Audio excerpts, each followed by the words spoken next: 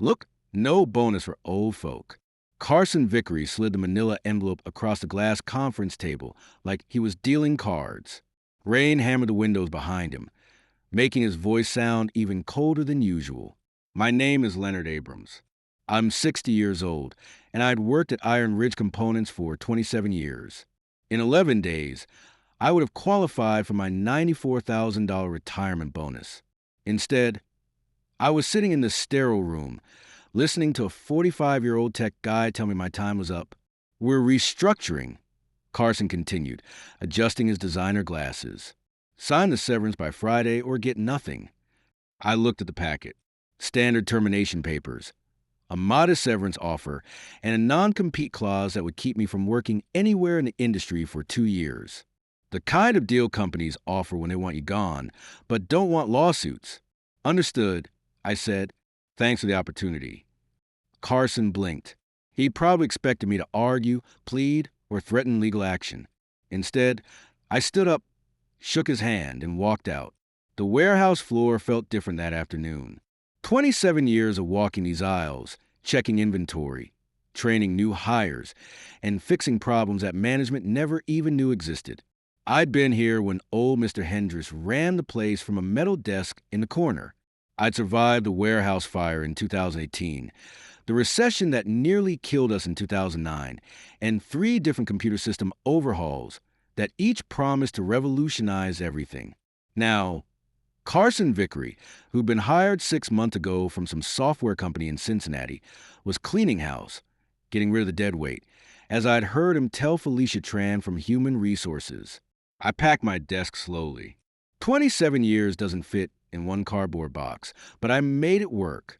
The coffee mug my daughter bought me for Father's Day, the small photo of my late wife, Helen, taken at the company picnic in 2015, a stack of safety awards and productivity certificates that once meant something. Tommy Rodriguez, one of the forklift operators I'd trained, stopped by as I was sealing the box. "Mr. Abrams, this ain't right," he said quietly. "Everybody knows you should get that bonus. Sometimes things don't work out the way we planned, Tommy." He looked like he wanted to say more, but I just patted his shoulder and headed for the exit. The security guard, Pete Williams, had worked here almost as long as I had. He avoided eye contact as I handed him my badge and keys. We both knew this wasn't about performance or restructuring. This was about saving the company $94,000 and making room for Carson's people. I drove home in the rain, thinking about phone calls I needed to make.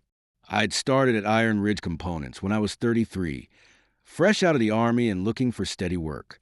Helen was pregnant with our daughter Jessica, and we needed health insurance. What began as a temporary warehouse job turned into nearly 3 decades of my life. The company manufactured metal fasteners and hardware supplies for construction and industrial clients across the Midwest. Nothing glamorous, but steady work that paid well enough to buy a house, raise a family, and plan for retirement. In the early years, I worked nights and weekends, learning every aspect of the operation. When Mr. Hendricks decided to expand from local to regional distribution, I helped design the new warehouse layout and wrote most of the training manuals by hand. When the first computer system came in, I was the one who taught the older workers how to use it. Helen used to joke that I cared more about that place than our own garage. She wasn't wrong. I took pride in the work, in solving problems, in being the guy management could count on when things went sideways. Carson Vickery had arrived 6 months ago with big plans and bigger opinions. The old CEO, James Mitchell, had retired after 30 years, and the board brought in Carson to modernize operations and improve efficiency. Carson came from a tech company where everything was data-driven, and workers were resources to be optimized. Our first meeting hadn't gone well. Carson had called it a strategic alignment session, but it felt more like an interrogation. He'd asked why we still use paper logs for certain inventory tracking, why our safety meetings were weekly instead of monthly, and why we hadn't automated more of the warehouse operations. I'd explained that paper logs never crashed, that weekly safety meetings caught problems before they became accidents, and that automation worked great until it broke down, and you needed people who actually understood the equipment to fix it. Carson had smiled and nodded, but I could see it already written me off as another old-timer resisting change. Over the following months, I'd watched him systematically push out anyone over 50. First, it was early retirement packages for legacy employees. Then, it was performance improvement plans for workers who'd been doing their jobs perfectly fine for years. Finally, it was outright terminations for anyone who questioned his methods. Felicia Tran, the human resources director, had tried to warn me a few weeks ago. We'd worked together for 15 years, and she knew I was close to retirement eligibility. "Leonard, you might want to consider taking early retirement," she'd said during a Chan encounter in the parking lot. "Carson's been asking a lot of questions about your compensation package." I should have listened, should have seen the writing on the wall.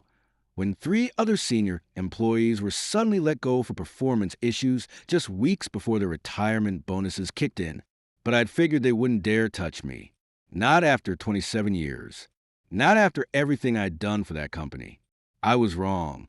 I sat in my kitchen that evening, staring at the severance paperwork spread across Helen's old wooden table.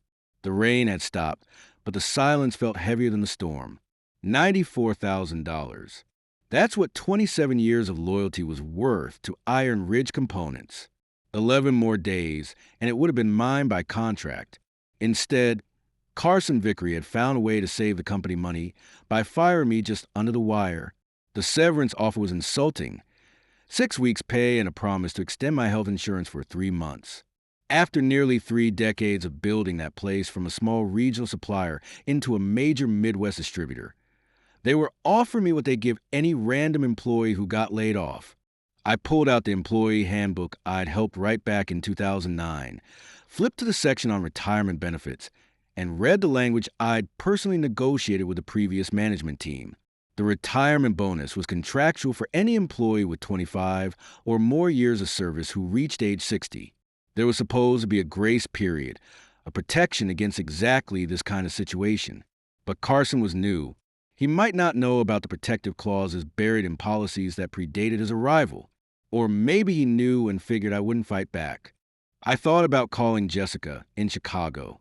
She was a corporate lawyer now, successful and busy with her own family.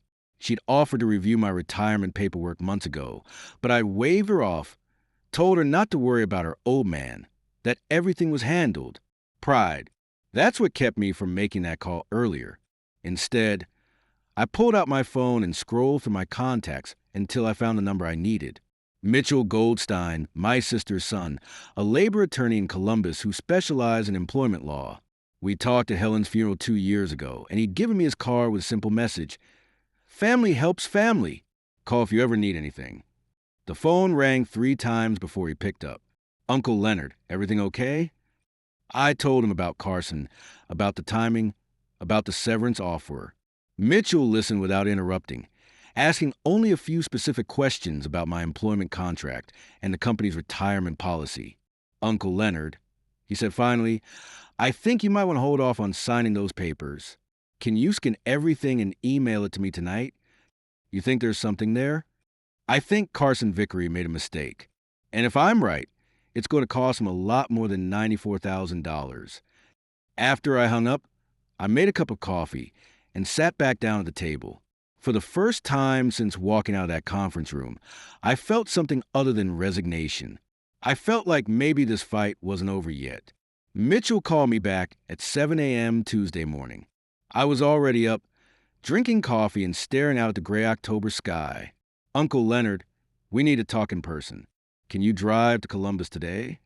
His office was in a sleek downtown building that smelled like expensive carpet and fresh paint. Mitchell looked more like his mother than I remembered. Sharp eyes behind wire-rimmed glasses, and the kind of focused energy that made you understand why he'd become successful. "Carson Vickery screwed up," he said without preamble, spreading my employment documents across his conference table. "Look at this." He pointed to a section of the employee handbook I'd forgotten about. Policy 4.7b, Retirement Benefit Protection Clause. It stated that any employee within 30 days of retirement bonus eligibility could not be terminated without cause, and that termination for restructuring purposes during this window constituted a breach of employment contract. "I helped write this," I said slowly, Back when James Mitchell was CEO, we had problems with employees getting laid off right before their pensions vested, and Carson either doesn't know about it or he's gambling that you won't fight back. Mitchell leaned forward. Here's what we're going to do. You're not signing that severance agreement. Instead, you're going to request a formal meeting with Human Resources to discuss the terms of your termination. Felicia Tran runs HR. She's good people, but she won't go against Carson. She will if she realizes the company is about to face a lawsuit. Leonard, this isn't just about your bonus anymore. If Carson's been systematically firing employees before their retirement benefits kick in, this could be a pattern of discrimination. That's a federal case. I spent the next 2 hours in Mitchell's office, going over every detail of my termination and the circumstances leading up to it. He took notes on a yellow legal pad, asking questions about other employees who've been let go recently, about Carson's stated reasons for restructuring, about any documentation I might have. Do you still have access to your work email? He asked. Through Thursday. Then they cut me off. Print everything.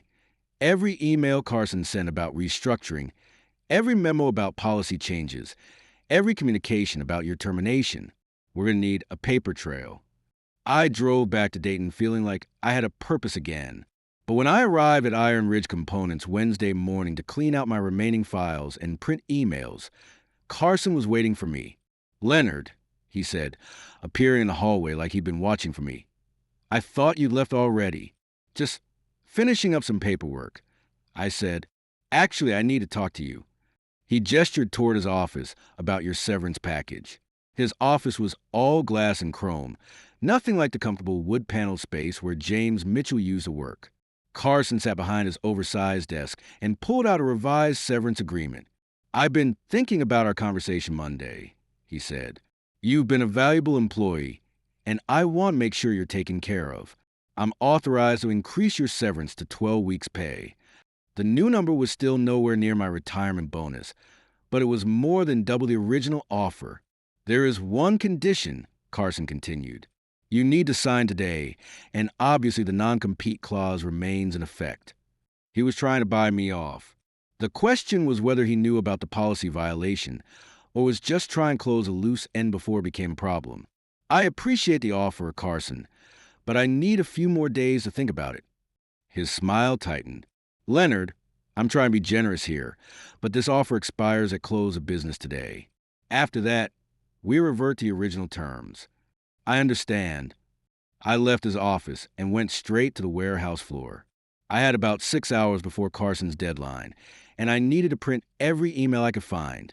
By 4 p.m., I had 47 pages of documentation hidden in my truck. At 5 p.m., I walked back into Carson's office and told him I needed more time to consider his offer.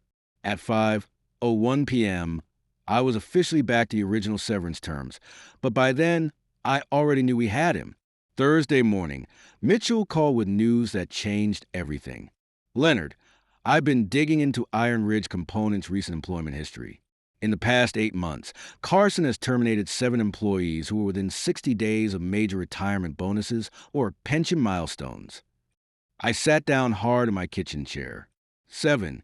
George Murphy from Quality Control, 63 years old, fired 3 weeks before his 30-year pension bonus.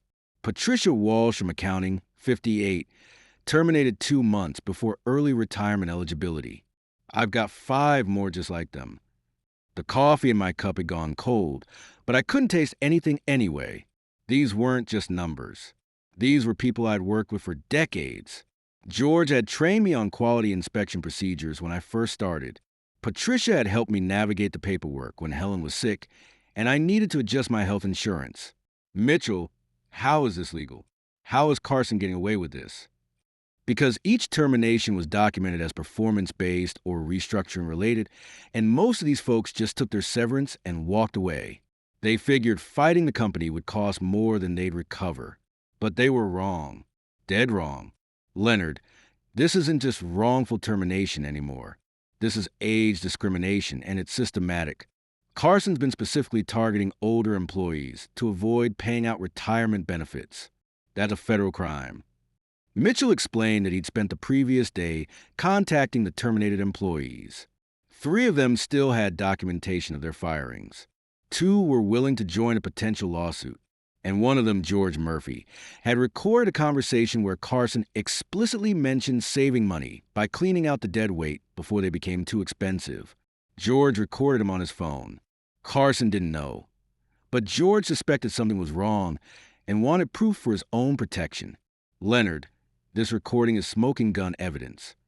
I thought about George, a quiet man who'd worked quality control for 32 years. He'd always been careful and methodical, the kind of worker who caught problems before they became disasters. Of course, he'd have documented Carson's mistakes. What happens now? Now, we file a formal complaint with the Equal Employment Opportunity Commission.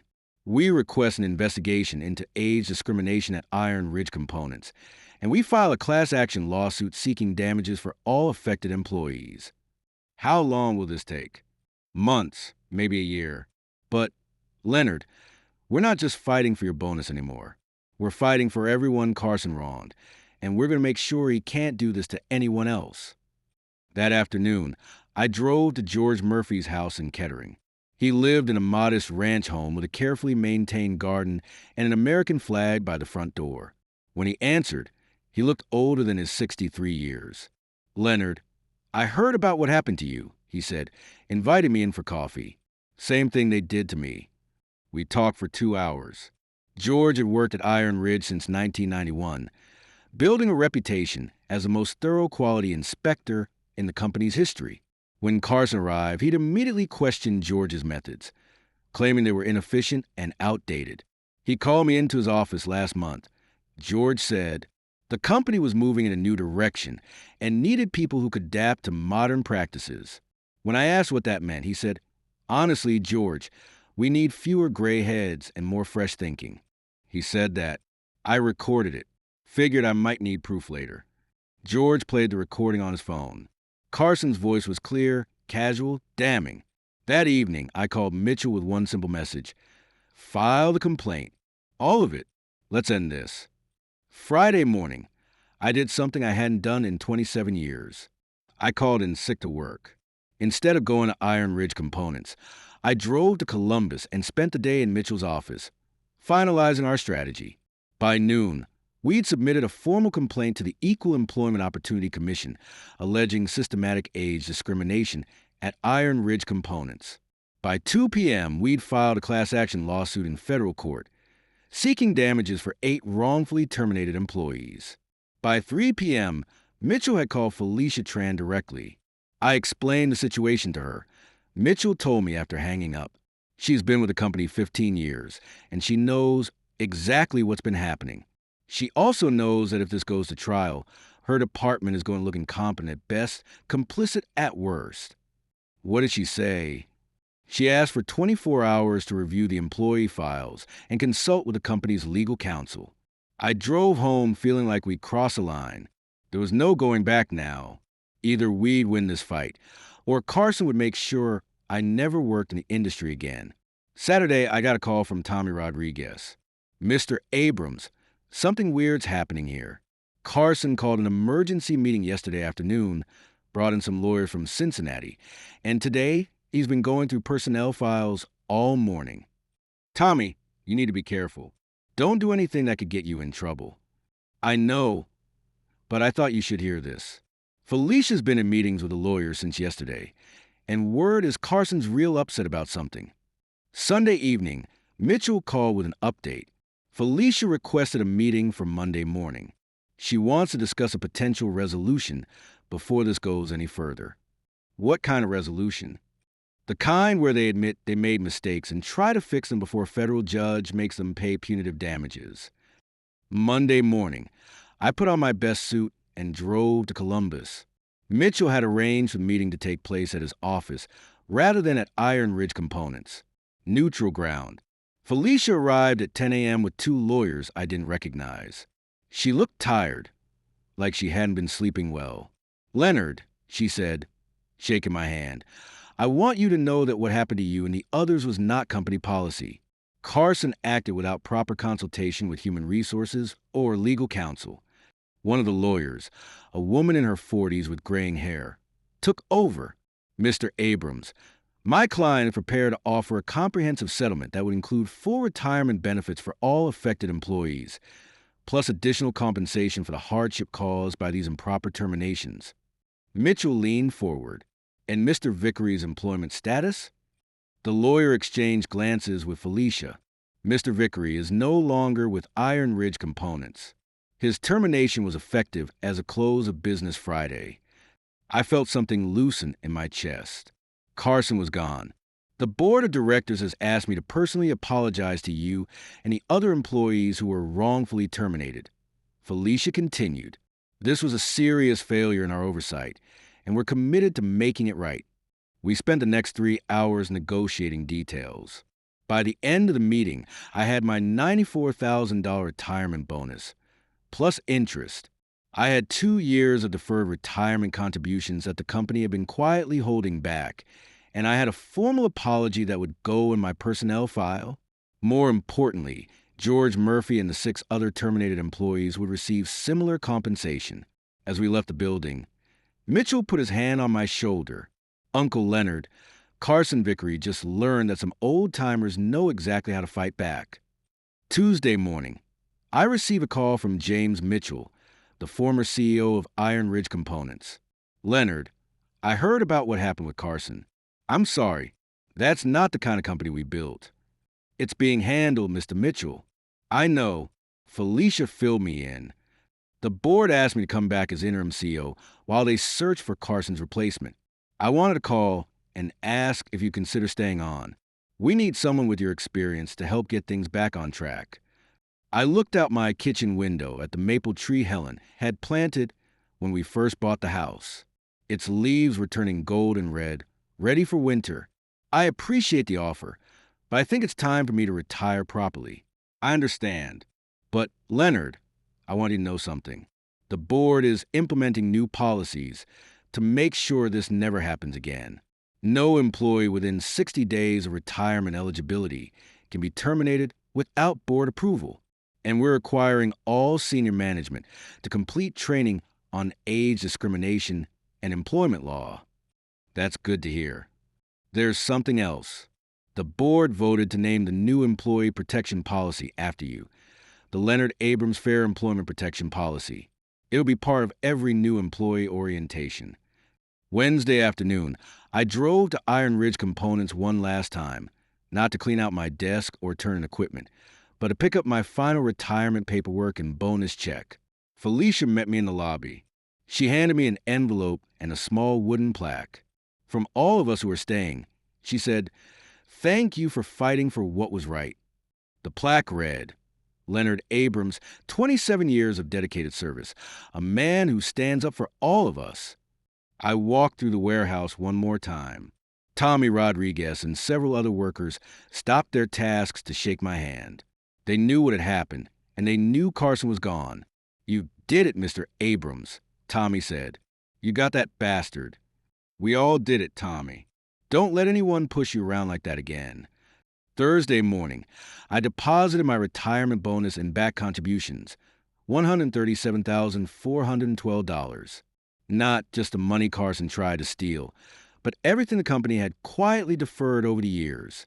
I spent the afternoon at the bank, meeting with a financial advisor about my actual retirement. For the first time in months, I could plan for the future without worrying about legal bills or finding another job at 60. Friday, I got a call from George Murphy. "Leonard, I wanted to thank you. Got my check yesterday, plus interest. Carson cost me 3 months of retirement, but now I'm better off than if he'd never messed with me in the first place." "What are you going to do now, George?" "My grandson's been asking me to teach him about woodworking. Think I'll build him a treehouse." That weekend, Jessica drove down from Chicago with her family.